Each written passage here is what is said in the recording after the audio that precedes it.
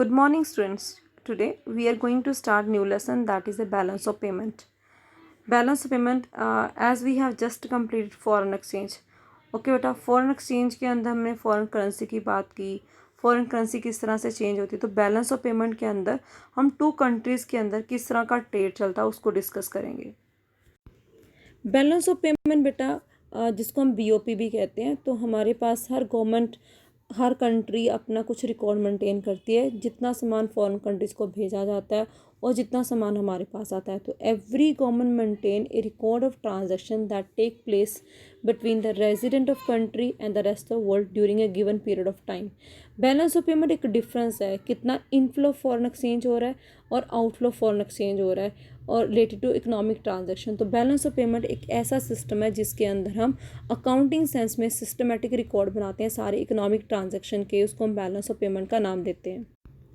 According to RBI, balance of payment of a country is systematic record of all economic transaction between the resident of country and rest of world.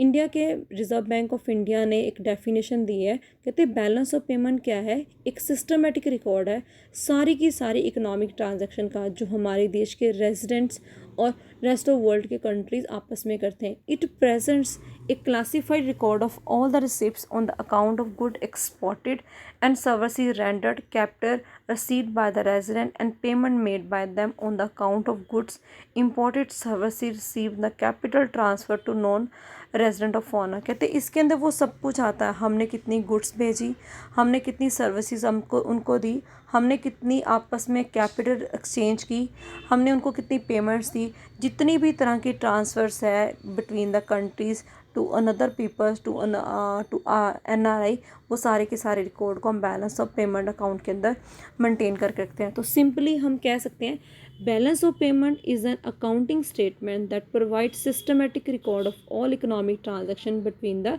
Resident country and the rest of world in a given time period. तो that is known as a now.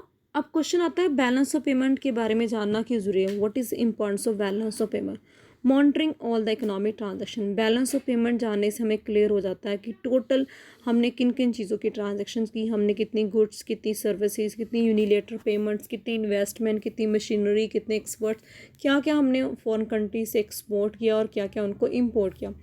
इससे हमें अपने देश की condition पता चल जाती है कि अगर हमारा बैलेंस ऑफ पेमेंट सरप्लस होता है, हमारी बैलेंस ऑफ पेमेंट क्या अमाउंट जो हमारे फेवर में आ रहा है, इनफ्लो ज़्यादा आ रहा है और outflow of foreign capital foreign exchange कम हो रहा है, तो इस केस के अंदर हमें पता चलता है कि हमारे बिजनेस की कंडीशन क्या है। तो we can easily forecast business and economic condition of the country with the help of BOP record. We also regulate the import and export, इससे हम एक्सपोर्ट और इम्पोर्ट को भी रेगुलेट कर सकते हैं।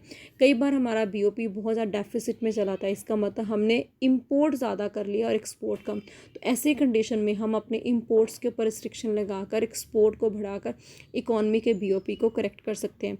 इसके अलावा फॉरेन एक्सचेंज के अंदर हम अपनी पोजीशन को, अपनी करेंसी के डेप्रिसिएशन पार्ट को एप्रिसिएशन में कन्वर्ट करने की कोशिश कर सकते हैं। एंड BOP का बैलेंस और सरप्लस दोनों, सरप्लस और डेफिसिट होना हमारी जितनी मैक्रो पॉलिसीज़ हैं, monetary policy, fiscal policy, export import policy, कोई भी इंटरनेशनल लेवल की मॉनेटरी टर्म से रिलेटेड पॉलिसी है, उन पॉलिसी में BOP का रिकॉर्ड मिलना बहुत ज़रूरी है। तो BOP का रिकॉर्ड हमें बहुत बेनिफिशियल होता है इकॉनमी की पोजीशन को फोरकास्ट करने के लिए। तो BOP का जानना बहुत ज़रूरी है हमारे लिए। ना बेटा, नेक्स्ट क्वेश्चन आता है BOP की इकोनॉमिक ट्रांजैक्शंस क्या आती हैं। तो बेटा BOP के अंदर 5 तरह की ट्रांजैक्शंस आती हैं। First transaction is visible goods. Visible goods क्या आती हैं, those goods it include export and imports of physical goods. Physical goods को हम विजुअल गुड्स का नाम देते हैं। These are visible because these are made of some substance और material that can be seen, touch और ट्रांसफर। विजिबल आइटम्स को visible goods इसलिए कहा जाता है क्योंकि ये किसी ना किसी प्रोडक्ट की बनी होती हैं और इनको हम बेटा देख भी सकते हैं, टच भी कर सकते हैं और इसको ट्रांसफ़र भी कर सकते हैं और इसके वेट को मेज़र भी कर सकते हैं। Second point that is invisible item. Invisible item को सर्विसेज कहते हैं। इनविजिबल आइटम को हम कहते हैं export and imports of services.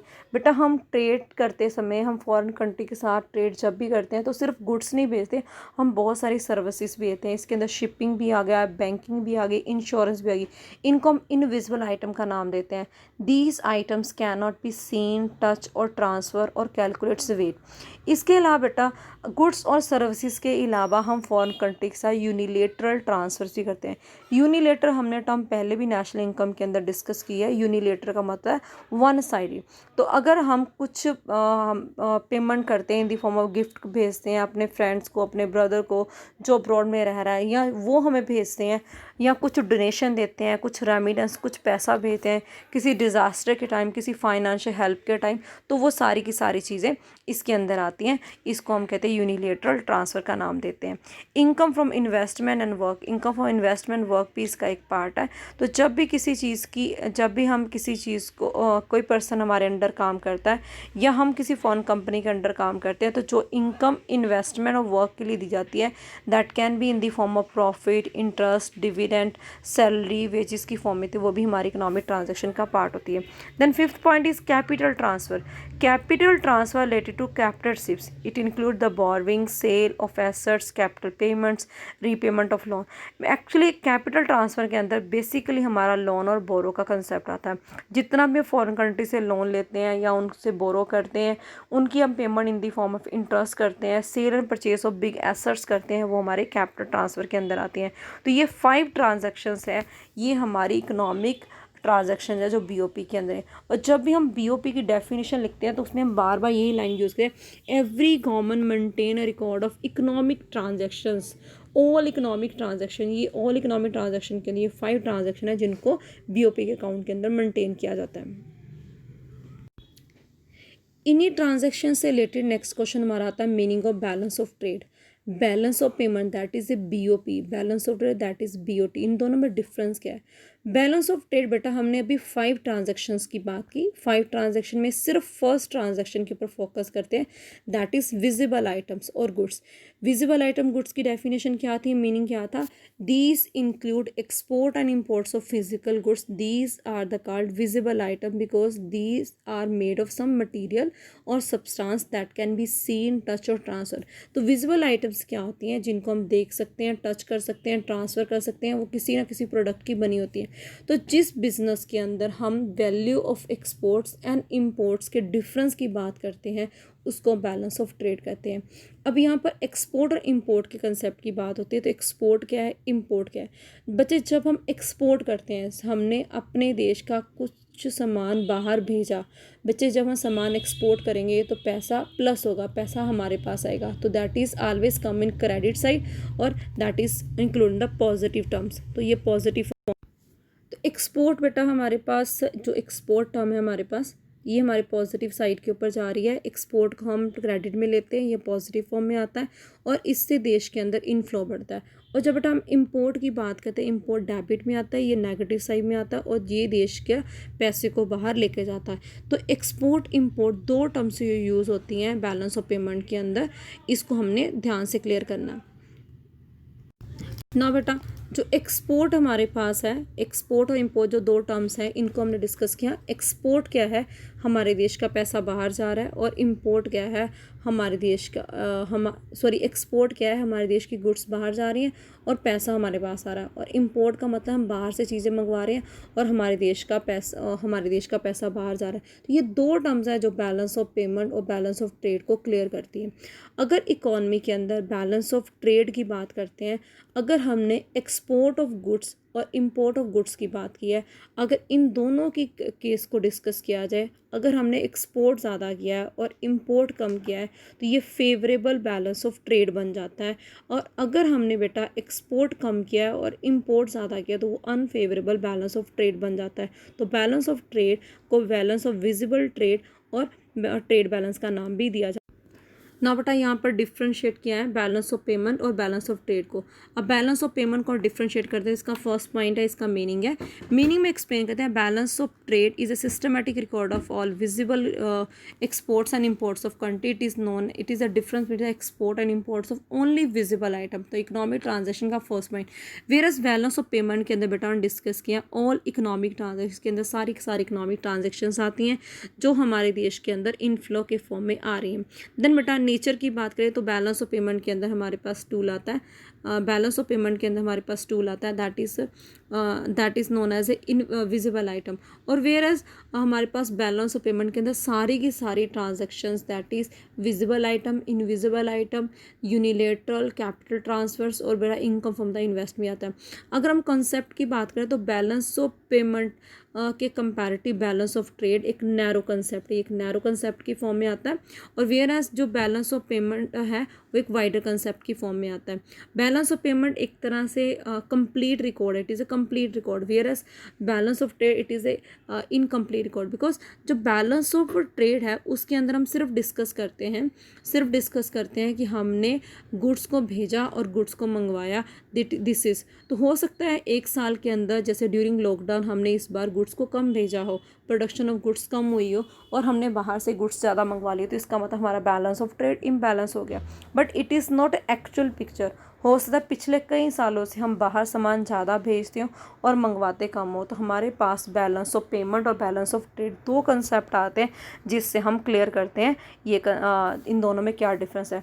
तो यहाँ पर हमारे पास डिफरेंस के अकॉर्डिंगली सिंपल पॉइंट आया, बैलेंस ऑफ पेमेंट क्या है, it is A complete record, it is a wider concept, it include all economic transaction as well as it is a unique package that show all the concept included in it. So balance of payment is wider than the balance of trade. No short में अगर हम इनके ऊपर एक view दें तो balance of payment एक broad term है और बैलेंस ऑफ ट्रेड एक नैरो कंसेप्ट है। बैलेंस ऑफ पेमेंट के अंदर सारी ट्रांजैक्शंस आ गई, बट बैलेंस ऑफ ट्रेड के अंदर ओनली विजिबल आइटम आ गई।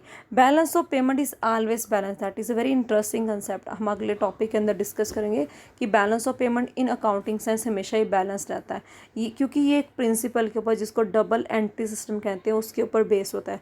लेकिन balance of trade can be favourable और कैन बी अनफेवरेबल। फेवरेबल और अनफेवरेबल को हम क्लियर करते हैं। अगर हमारे इकॉनमी के अंदर इस साल हमने exports of goods is more than imports of goods, हमने चीज़ों को बाहर ज़्यादा भेजा और मंगवाया कम है, तो balance of trade is favourable.